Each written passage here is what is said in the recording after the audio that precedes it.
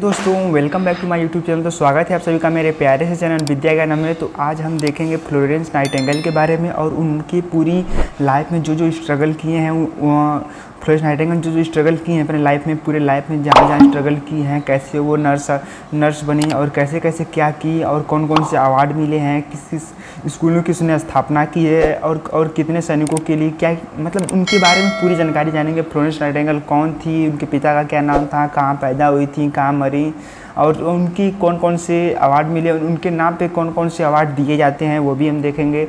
तो चलिए शुरू करते हैं और इनको देख लीजिए। नर्सिंग कर रहे हैं तो आप लोग फ्लोरेंस नाइटिंगेल के बारे में देख लीजिए। इनका हर जगह जब भी कुछ फंक्शन होता है तो इन्हीं को माला से अर्पण किया जाता है और जो भी कुछ हो सब कुछ इन्हीं के किया जाता है। फ्लोरेंस नाइटिंगेल हैं और देखिए फ्लोरेंस नाइटिंगेल ही है, उनके बारे में क्या क्या हुआ था। उनका जन्म जो होता है फ्लोरेंस नाइटिंगेल इनका जन्म जो 12 मई 1820 को इटली में हुआ था। तो फ्लोरेंस नाइटिंगेल का जन्म कब हुआ था?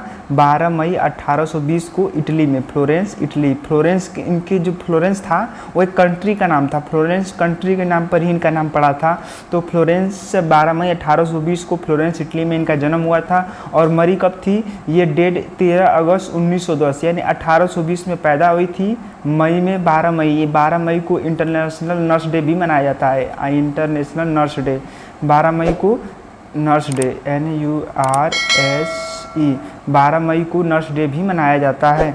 यानी 12 मई 1820 को फ्लोरेंस इटली में इनका जन्म हुआ था और 13 अगस्त 1910 को मैफेयर लंदन में मरी।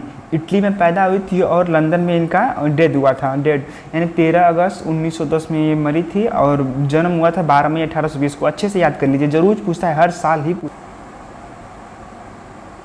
ये देखिए आधुनिक नर्सिंग के जनक माने जाने वाली फ्लोरेंस नाइटिंगेल का जन्म यहाँ पर देखिए।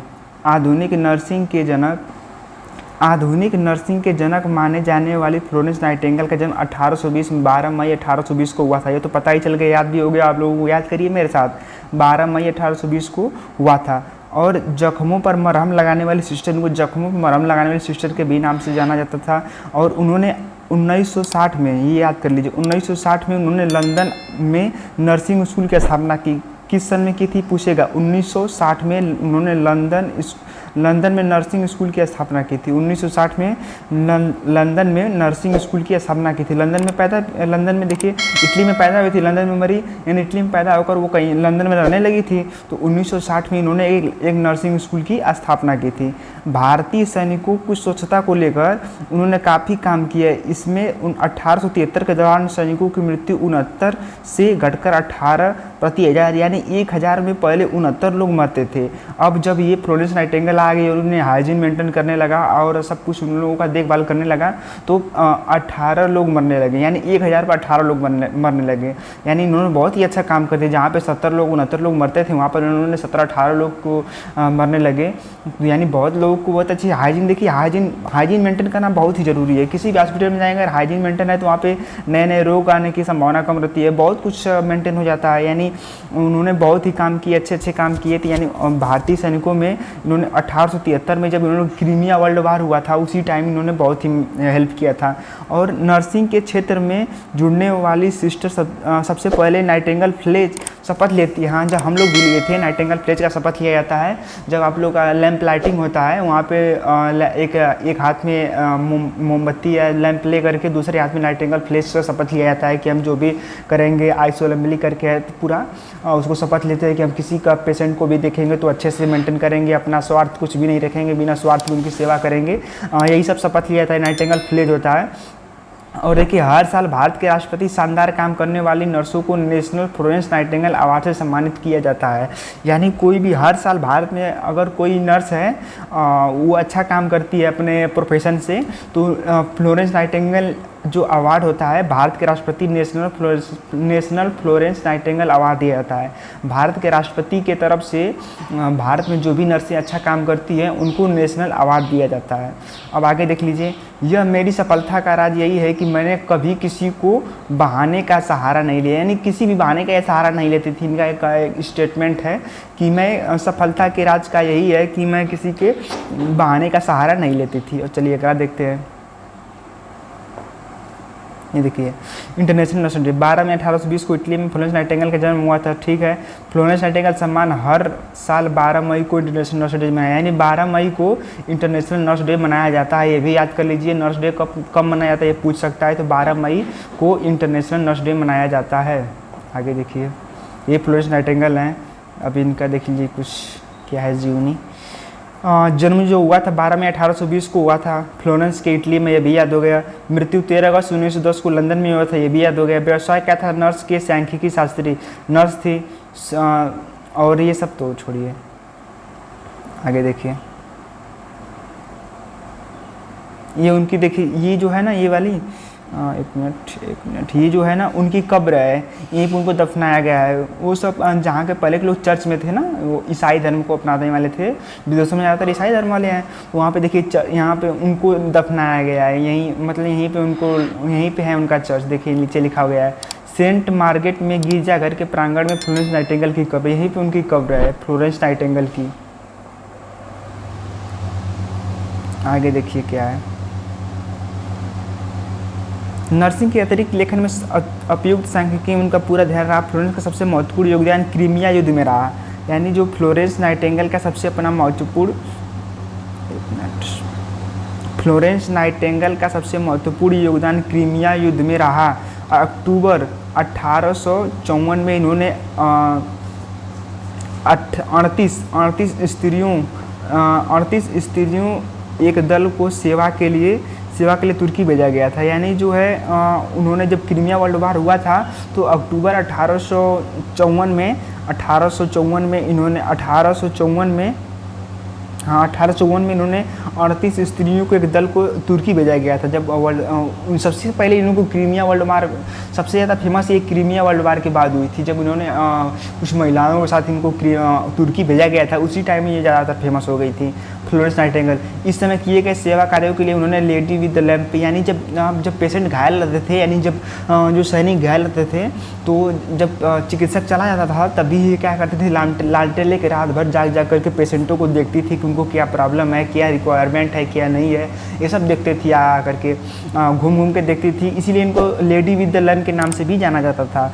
जब चिकित्सक चले जाते थे तब रात में गहरे अंधेरे में मोमबत्ती जलाकर घायलों की सेवा करती थी, उपस्थित हो जाती थी। लेकिन युद्ध में घायलों की सेवा शुश्रूषा के दौरान मिले गंभीर संक्रमण उन्हें जकड़ लिया था। यानी संक्रमण उन्हें क्यों जकड़ेगा? संक्रमण क्या होता है? हाइजीन मेंटेन नहीं रहेगा तो जो कम्युनिकेबल डिजीज होते हैं उन लोगों को दूसरे आपस में जाने पर उनको संक्रमण होगा।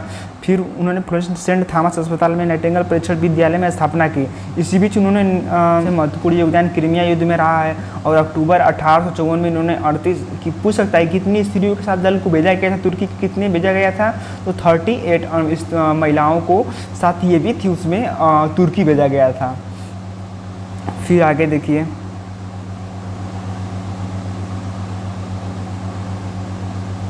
ये देखिए सबसे उन्होंने पहले भी बीमार घायलों के उपचार पर ध्यान नहीं दिया जाता था, किंतु इस महिला ने तस्वीर को सदा के लिए बदल दिया। जो पहले भी मरीज घायल होते थे लेकिन उनको कोई ध्यान नहीं देता था, जब ये लेडी विद द लैम्प आई, यानी फ्लोरेंस नाइटिंगेल जब आई तो उन्होंने पूरा ही सब कुछ बदल दिया। उन्होंने क्रीमिया के युद्ध के समय घायल सैनिकों को बहुत सेवा की और रात भर जाकर एक लालटेन के सहारे इन घायलों की सेवा करती रही, इसलिए इन्हें लेडी विद द लैम्प के नाम से जाना जाता है।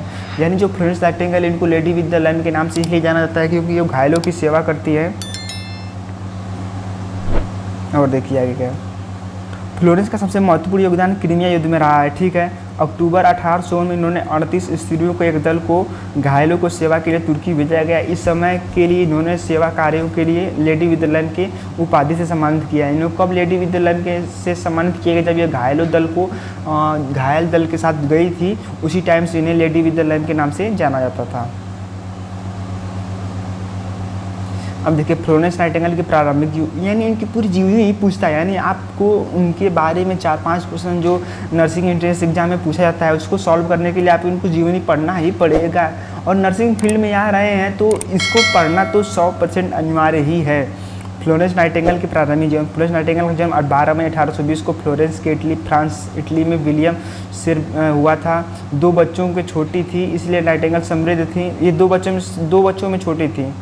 देखिए प्लीज़ आप लोग लाइक और सब्सक्राइब करते रहिए और वीडियो को जरूर जरूर शेयर करिए। आपके लिए हम बहुत ही मेहनत करते हैं, वीडियो कटिंग जो भी है हम बहुत ही खोज के लगाए हैं, आप लोग के लिए ये लगाए हैं। तो वीडियो को लाइक करिए और शेयर जरूर करिएगा प्लीज़।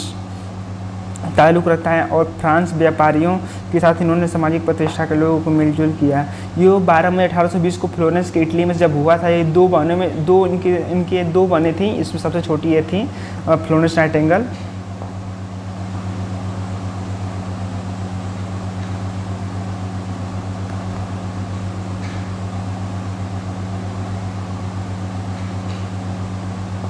ये तो बता ही दिए हैं।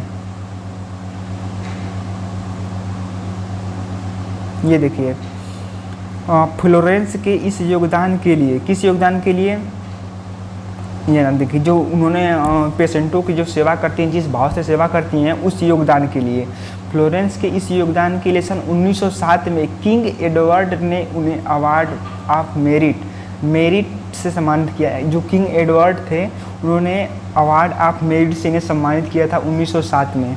मेरिट पाने के लिए महिला फ्लोरेंस नाइटिंगेल ही हैं, ठीक है।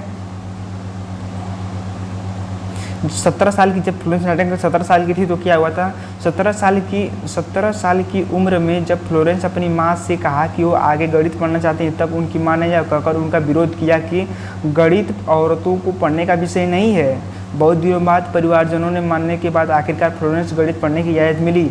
22 साल की उम्र में फ्लोरेंस ने अपना करियर बनाने के लिए फैसला किया। दिनों में घर की लड़कियां नर्स बनने के बारे में सोचती भी नहीं थी। उस समय फ्लोरेंस अपना संपन्न परिवार, ये बहुत ही अच्छे फैमिली से थी, जो फ्लोरेंस थी बहुत ही अच्छे फैमिली से थी। जब इन्होंने बताया कि हम एक नर्स का काम करेंगे तो इनको फैमिली वाले कोई भी तैयार नहीं था कि आप नर्स बनो, दूसरों की सेवा करो। कौन चाहता है कि दूसरों की सेवा, दूसरों को वहाँ पे साफ़ सफाई करना, वहाँ पे उनको जो भी कुछ हो, कोई नहीं चाहता था। जो अच्छे फैमिली से रहेगा नहीं चाहेगा कि उसके घर की लड़की जाकर कहीं पे कुछ काम करे। इसी इनके भी माता पिता नहीं चाहते थे कि जाकर वहाँ पे काम करें, नर्स बने। जहाँ पर कोई औरतें नर्स बनने के लिए सोचती भी नहीं थी, वहाँ पर ये सोचती थी। तो वो घर से पूरा अपन सबको फैमिली को बोली कि हमें जाना है, तो फिर वो बहुत ही मुश्किल से जा पाई। सन 1854 में ब्रिटेन के फ्रांस के तुर्की में रूस में 1854 में फ्रांस के तुर्की रूस में खिलाफ युद्ध छिड़ गया। जो क्रीमिया वर्ल्ड वार हुआ था 1854 में ब्रिटेन से हुआ था, ब्रिटेन और तुर्की में, तो तुर्की रूस खिलाफ युद्ध छिड़ गया। फ्रांस और तुर्की ने रूस के खिलाफ, फ्रांस और तुर्की मिलकर रूस के खिलाफ जब युद्ध लगा था 1854 में, वही क्रीमिया वर्ल्ड वार था। युद्धों में घायल उपचार के लिए सुविधाएं उपलब्ध नहीं थी, वहाँ पे अस्पतालों में गंदगी पसरी हुई थी। इस स्थिति में विकट घाव को बांधने के लिए पट्टियाँ भी उपलब्ध नहीं थी। देश की रक्षा के लिए खातिर सीमा पर लड़े सैनिकों इतनी दयनीय दशा होने के बावजूद वहाँ की सेना महिलाओं को बतौर नर्स नियुक्त करने के पक्ष में नहीं थी। आगे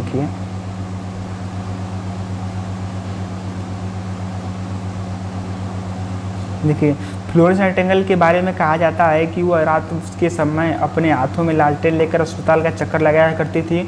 उन दिनों बिजली का उपकरण नहीं थे। फ्लोरेंस को अपने मरीजों को इतनी फिक्र हुआ करती थी कि दिन भर उनकी देखभाल करने के बावजूद रात को वह अस्पताल में घूमती रहती थी, किसी भी उनकी ज़रूरत नहीं तो है। यानी जब फ्लोरेंस नाइटिंगेल और जब चिकित्सक उनको चिकित्सा देकर, जो सैनिक थे क्रीमिया वर्ल्ड वार में मारे गए थे, घायल थे, उनको जब चिकित्सक का ट्रीटमेंट देकर चला जाता था तो ये रात को भी घूम घूम के देखती थी कि किसी पेशेंट को कुछ ज़रूरत तो नहीं है।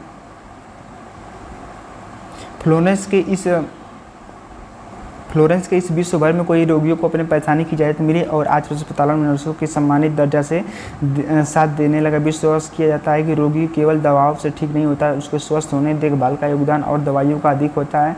और घायलों की सेवा करने वाले फ्लोरेंस को लेडी विद द लैम्प के नाम से, घायलों की सेवा करने को लेडी विद द लैम्प के नाम मिला था। उन्हें की प्रेरणा महिलाओं को नर्सिंग क्षेत्रों में आने पर प्रेरणा मिली।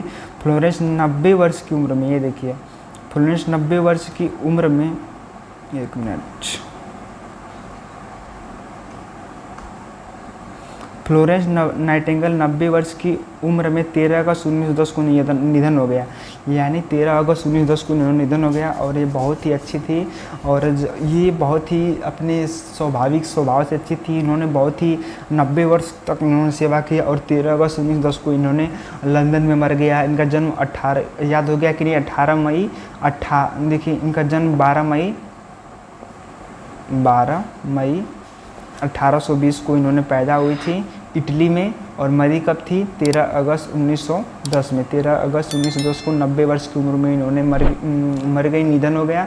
तो प्लीज़ आप लोग के लिए इतनी जानकारी बहुत ही मुश्किल से इकट्ठा करते हैं, प्लीज़ आप लोग के लिए बहुत ही मेहनत करना पड़ता है। आप प्लीज़ लाइक और सब्सक्राइब, चैनल को सब्सक्राइब करिए और ऐसी वीडियो पाने के लिए चैनल को